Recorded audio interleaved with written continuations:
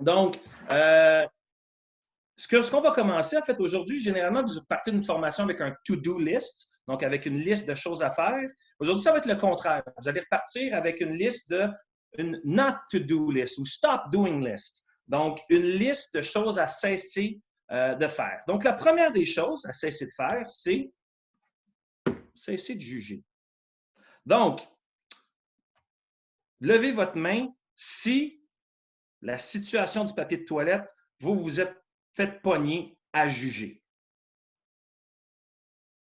Ouais, il y en a une couple. OK, il y en a une couple. C'est bon. Donc, vous êtes normal en passant. C'est normal. Moi, j'étais sur le front le jour où c'est arrivé cette situation-là. J'étais chez Costco autour de la palette de papier de toilette. Ça a fait comme dans le sud, quand vous nourrissez des poissons avec du pain en dessous de l'eau, les petits bouillons, là, mais ça a fait ça, mais autour d'une palette de papier de toilette. Donc, oui, j'ai jugé. Je suis d'accord. Guilty. Par contre, c'est pas ce qu'on est capable de faire, on n'est pas capable d'arrêter de juger complètement parce que c'est un phénomène qui est intrinsèque à l'être humain. Juger, c'est survivre. Par contre, on est capable de suspendre le jugement ou de changer de lunettes pour voir les choses différemment. Donc, ce qui arrive dans le changement, c'est qu'on va souvent avoir des gens qu'on va dire qui sont négatifs.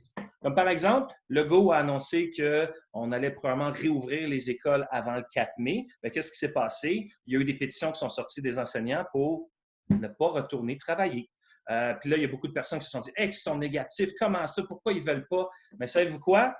Être négatif, c'est être préoccupé. Donc, une personne qu'on voit comme étant négative, c'est une personne qui est préoccupée.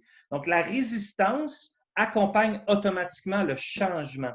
Donc, changer de travail, essayer de devenir un détective à place de devenir un juge. C'est pas le plus fun d'être un détective en général, en tout cas selon moi, que d'être un juge. Donc, l'objectif, c'est de dire, je suis un détective des préoccupations des gens. Donc, si je vois quelqu'un qui est négatif, il y a une préoccupation qui est là derrière. Savez-vous quoi? Au fur et à mesure où on prend soin de ces préoccupations-là, où on prend soin d'écouter, puis de tomber en mode solution, les préoccupations vont évoluer. Comme par exemple, au début de la situation présentement, je parle pour moi, préoccupation, c'était santé. C'est est-ce que je peux l'attraper? Est-ce que je peux en mourir? Qu'est-ce qui se passe? Cette préoccupation a évolué au fur et à mesure que je me suis informé, tout ça. Après ça, c'était salaire, c'était les enfants à la maison. Puis là, on est rendu à quoi? On est rendu à coupe de cheveux, on est rendu à les souliers de mes enfants. Hey, ils sont partis de l'école sans souliers de course, ils les ont laissés à l'école. Là, ils ne leur font plus leurs souliers de course. Quand est-ce qu'on va pouvoir aller récupérer ces choses-là? Mais toute cette évolution-là, ces changements-là, peu importe le niveau, ils vont causer un niveau de stress qui est élevé. Ils vont généralement causer le même niveau de stress. Donc, c'est de dire, quand vous découvrez les préoccupations des gens, c'est d'écouter ces préoccupations-là et de ne pas les minimiser en bout de ligne. Donc, en devenant un détective, ce que vous faites, par exemple, c'est de regarder si vos employés ne répondent pas à votre courriel. Pourquoi ils ne répondent pas à votre courriel? Est-ce que la première réaction, ça va être « Hey, je vous ai demandé de cette réponse-là pour vendredi. » Est-ce que c'est la bonne réaction ou est-ce qu'il y a quelque chose derrière ça? Est-ce que les gens sont débordés et ils n'ont pas eu le temps? Malgré le fait que tu penses, ils ont sauvé 2 heures de voyagement par jour. Ils doivent avoir le temps.